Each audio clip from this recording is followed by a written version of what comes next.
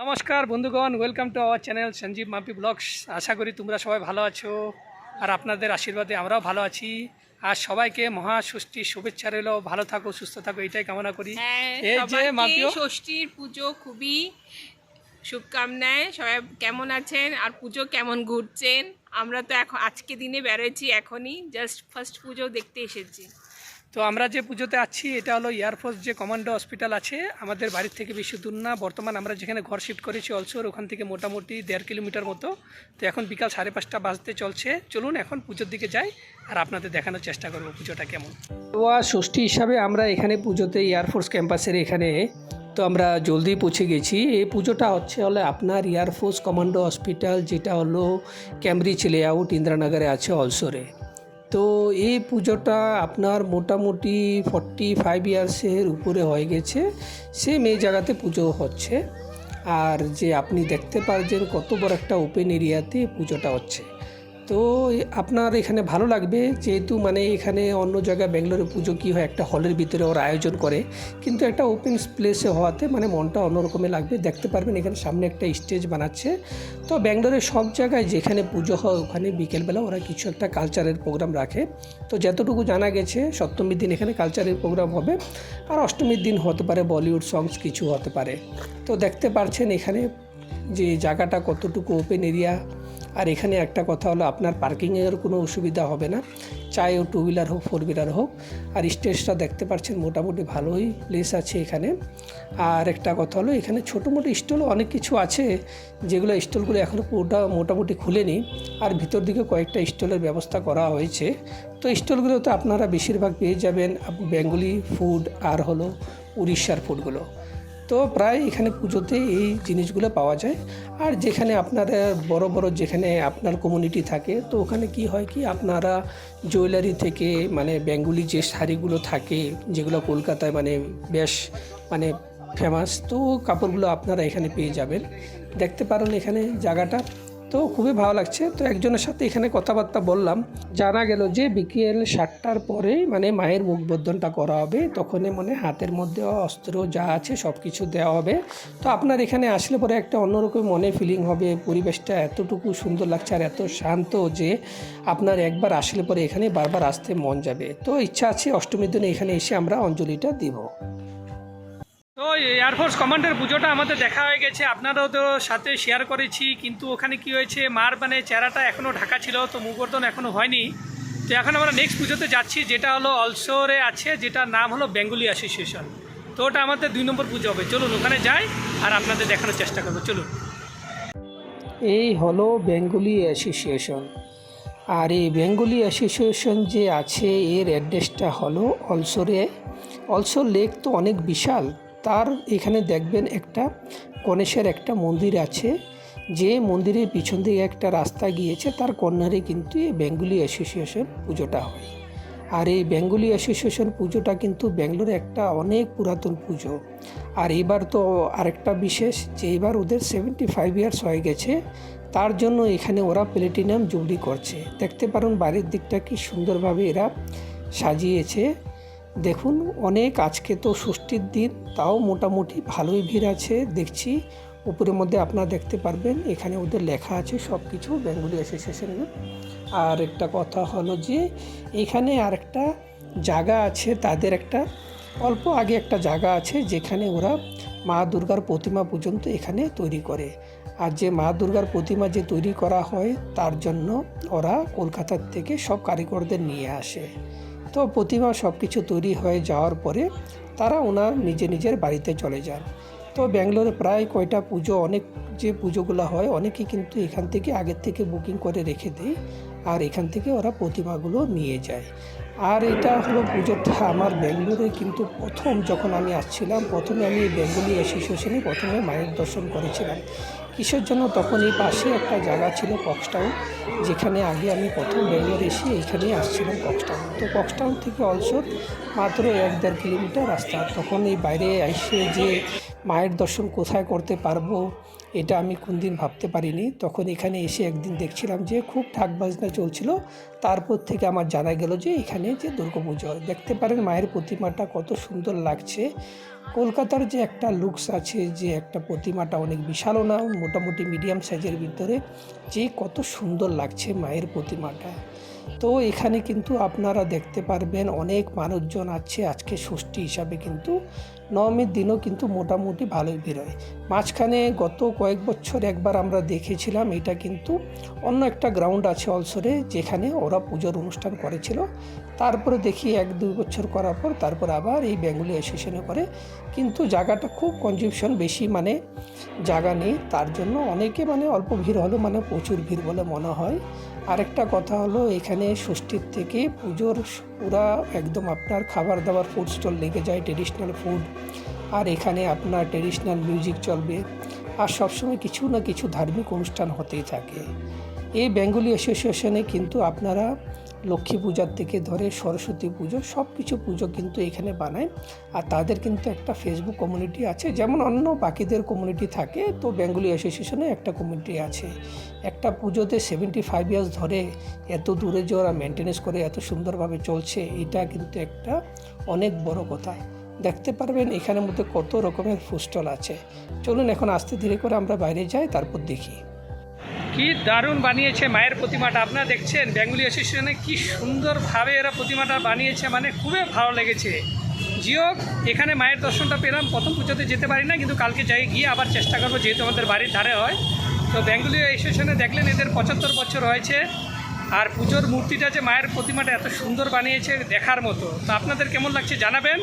আর এখন আমরা লাস্ট আজকে ষষ্ঠীর আরেকটা পুজোতে যাব, যেটা হলো বানসবাড়িতে আছে, উত্তম সাগরের কাছে। চলুন ওখানে যাই। চলে আছি বন্ধুগণ, আমরা আরেকটা পূজাতে, যেটা বলছিলাম বানসবাড়ি উত্তম সাগর, যেটা আপনারা পিছনে দেখতে পারবেন। আর আপনাদের রাস্তাটা দেখিয়ে দিচ্ছি।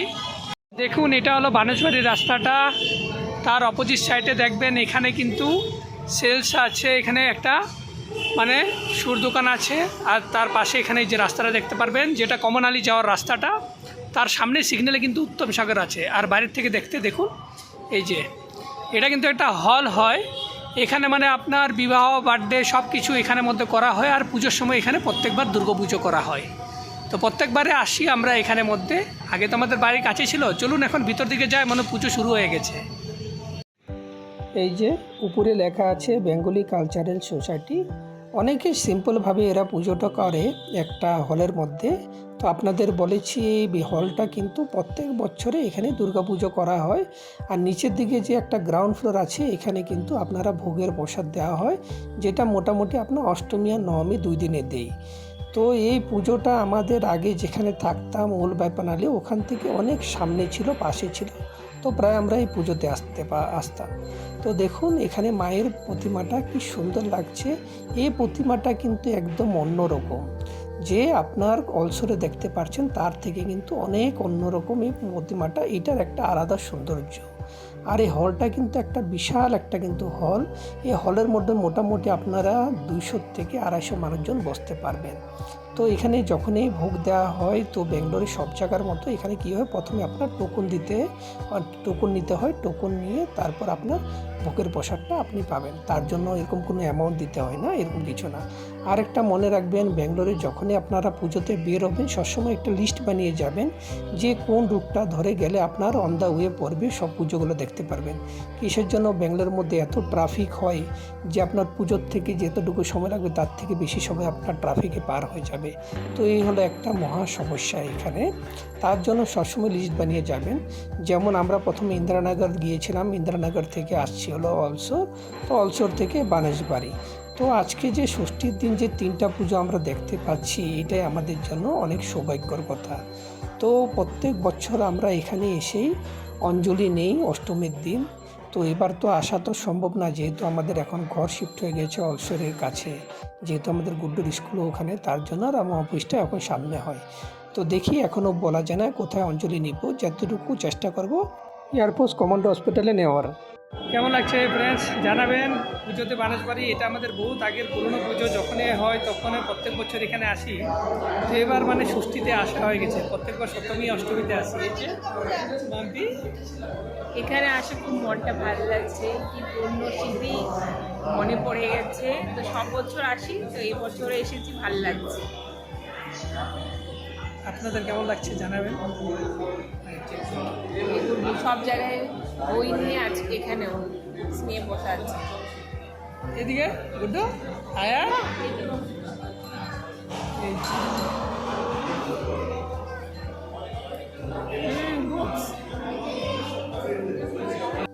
তো পুজো দেখা, ষষ্ঠী বলতে দুর্গাপুজোর আরেকটা দিন চলে গেল আমাদের ষষ্ঠী পুজো। তো কালকে তো আবার সপ্তমী, কালকে তো বের হবই। তো বাড়িতে বসতে বসতে মোটামুটি 9:30 বেজে গেছে, 9:30 বেজে গেছে। তো বাড়িতে ম্যাচের জন্য আজকে ফাইনাল আছে, তার জন্য আজকে মানে ইন্ডিয়া পাকিস্তানের ম্যাচ, আর এতদিন পরে ইন্ডিয়া পাকিস্তানের ম্যাচ ফাইনাল দেখা পাবো, তার জন্য মানে আমরা জলদি এসে পড়েছি। মানে ইন্ডিয়া যদি ব্যাটিং হতো তবে তো আরো জলদি এসে পড়তাম।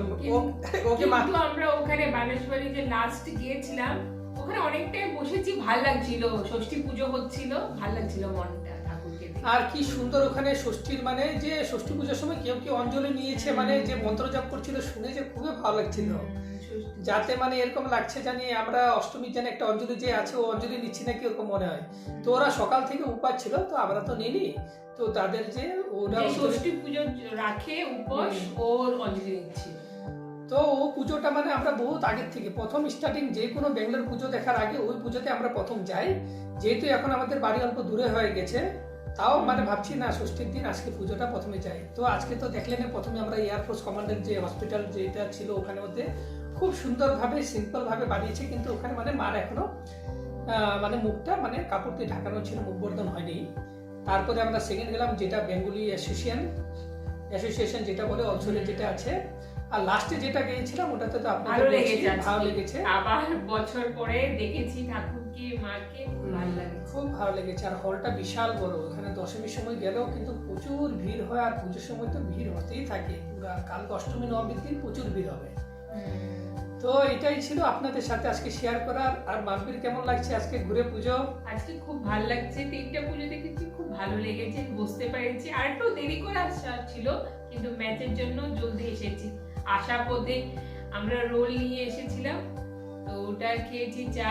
তারপরে এখন বসে আপনাদের কিসের জন্য এখান থেকে বের হওয়ার পরে তারপর রোল তো খুবই পছন্দ, মাম্পির যেমন পছন্দ আমারও খুব পছন্দ। ওখানে একটা দোকান আছে, যেহেতু আমরা ও আগে যেখানে থাকতাম তো ওখানে ও দোকানটা থেকে আমরা প্রায় রোল নিয়ে যেতাম। তো এখন তো এত দূরে আসা যাওয়ার পরে তো সম্ভব না, তো ওই রাস্তা দিয়ে পথে যাওয়ার পথে তো মাম্পি বললো চলো ওইখান থেকে আমরা রোলটা নিয়ে যাই। তো আসার পথে আমরা এই রোলটা নিয়ে আসে, তারপরে চাটা খেয়ে ফ্রেশ হয়ে আপনাদের সাথে এই যে এখন কথা বলতে বসছি।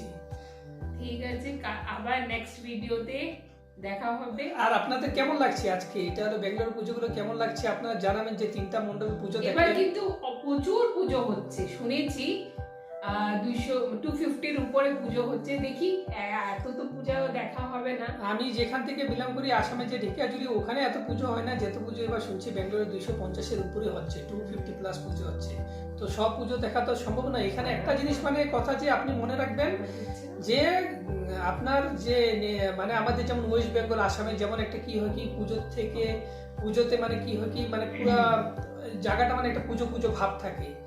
যে আপনি দেখতে পারবেন সবাই নতুন নতুন কাপড় পরে যাচ্ছে, সবাই মানে একটা রাস্তার দুদিকে মানে দোকান লাগানো, মানে সবাই বুঝতে পারবেন ভোর সকাল হলে ঢাক বাজনার আওয়াজ। তো এরকম না, এখানে পুজো হয়, কিন্তু আপনি যতটুকু পুজোর মণ্ডপে থাকবেন ততক্ষণ অবধি মনে হবে যে হ্যাঁ আমি মনে হয় রাস্তাঘাটে এখানে নবরাত্রিও করছে, মানে কিন্তু রাস্তাঘাটে ওই পরিবেশটা থাকে না যেমন আমাদের গ্রামে থাকে। যখন রাস্তা থেকে মণ্ডপ থেকে বের হয়ে যখন তখন টোটালি অন্যরকম, মানে এরকম যেমন সামান্য আমাদের জীবনযাপন চলছে ওরকম মানুষ আসা যাওয়া করছে, নিজের কর্মজীবনে সবাই ব্যস্ত। তো এটা হলো বেশ কম। আর গ্রামে তো গ্রামে পুজো লাগলে ওখানে 2টো পুজো হলে আমাদের অন্যরকম ভাব থাকে, আর ব্যাঙ্গালোরেতে আরেকটা।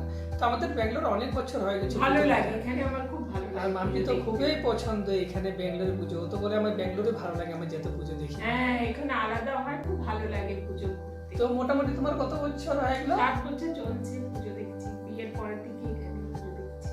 তো তারপরে তো গুড তো হ্যাঁ, ওই আয়ানও পুজো দেখছে, ওকে এবার বুঝতে পারছে।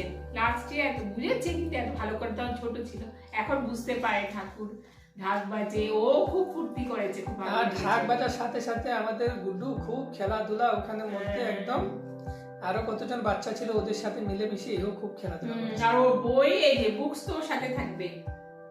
তো আজকে আর ব্লগটা বেশি বড় করছি না, ছোট মোটো একটা ব্লগ ছিল আপনাদের সাথে শেয়ার করার কেমন জন্য শেয়ার লেগেছে করেছি।